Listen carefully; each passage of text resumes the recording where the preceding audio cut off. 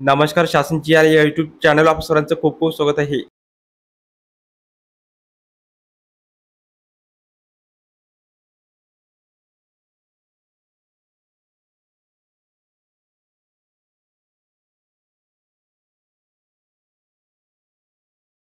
भविष्य निर्वाह निधीच्या वर्गणीदारांना धार्मिक यात्रेचा खर्च भागवण्याकरिता भविष्य निर्वाह निधीमधून रक्कम ना परतावा काढण्यास मंजुरी देण्याबाबत राज्य शासनाचे सामान्य प्रशासन विभागाकडून अत्यंत महत्त्वपूर्ण शासन निर्णय निर्गमित करण्यात आलेला आहे.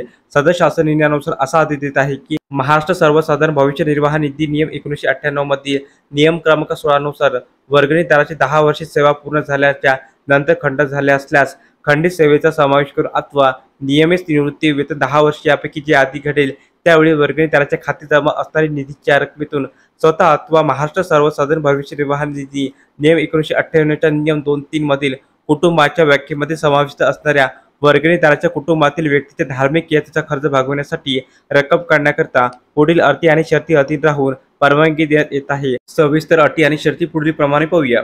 सदर शासन निर्णयानुसार सदर धार्मिक यात्रेचा खर्च अथवा त्यांच्या खात्यावर जमा असणाऱ्या निधीची अर्धी रक्कम अथवा वर्गणीदाराची 6 महिन्याची वेतन यापैकी कमी असणारी रक्कम मंजूर करण्यास मान्यता देण्यात आलेली आहे.